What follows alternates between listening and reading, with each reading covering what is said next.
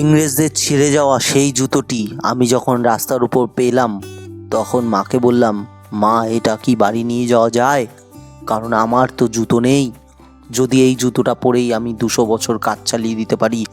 আর সেই ভেবেই কিন্তু জুতোটি কুড়িয়ে নিয়েছিলাম। আর এদিন কিন্তু ওই জুতোটিকেই আমি আর একবার চুজ করে নিলাম পরার জন্য। এদিকে শুভ্রাও কিন্তু সেলের বাজারে কেনা 125 টাকার সেই শাড়িটিই চুজ করলো, কারণ সেই শাড়িটিই কিন্তু তার সবচেয়ে ভালো দেখতে ছিল।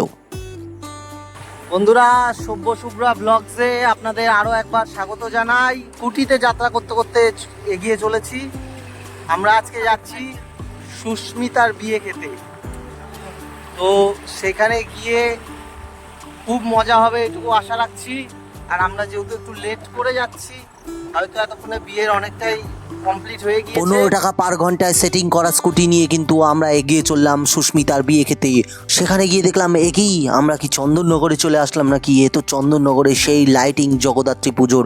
আর ভিতরে ঢুকে তো আই এম অবাক। সেখানে প্যান্ডেল হয়েছে একেবারে সেই রাজরাজাদের বাড়ির মতো। এই প্রান্ত থেকে ওই প্রান্ত অবধি যতদূর যায় শুধু প্যান্ডেল। এদিকে বিয়ের মঞ্চটাকেও কিন্তু খুব সুন্দরভাবেই সাজানো হয়েছিল। এদিকে বরমশাই তো একেবারে আগের থেকেই বসেছিল কতক্ষণে বিয়ে করবে তাই।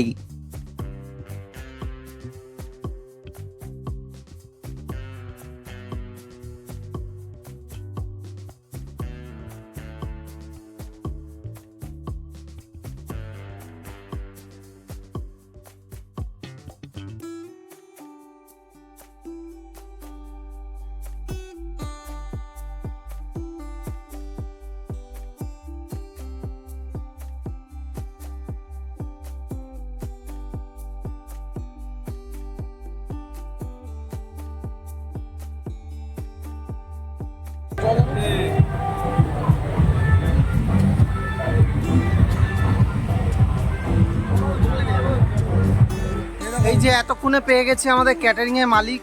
এর কিন্তু এখন এলাকায় টপ যাচ্ছে। আপনি সস্তায় যদি ভালো জিনিস চান তাহলে একমাত্র আশীর্বাদ ক্যাটারারই এখন আছে এলাকায়। আর দ্বিতীয় কোনো অপশান খুঁজে পাবেন না। এই যে মালিক, আর তার 1 নম্বর রাঁধুনি। এই ছেড়েছি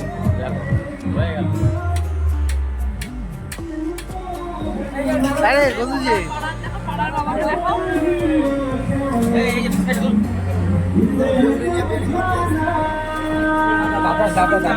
আর এই যে এলাকায় যদি পানের জন্য হয়, আইসক্রিমের জন্য হয়, বা যে কোনো স্টল দেওয়া হলে 1 নম্বর। এর উপরে এখন এলাকায় কেউ নাই, কেউ খুঁজে পাওয়া যাচ্ছে না।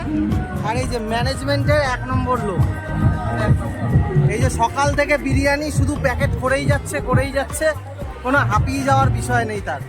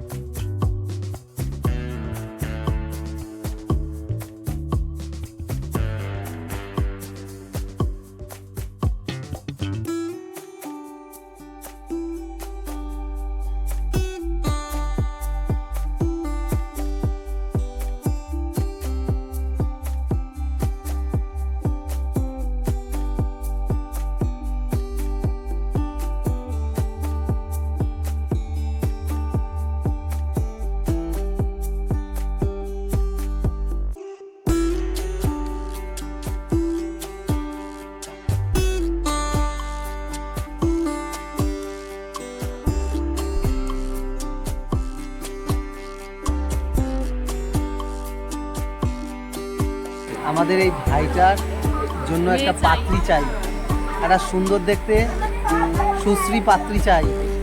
যত তাড়াতাড়ি সম্ভব ব্যবস্থা করুন।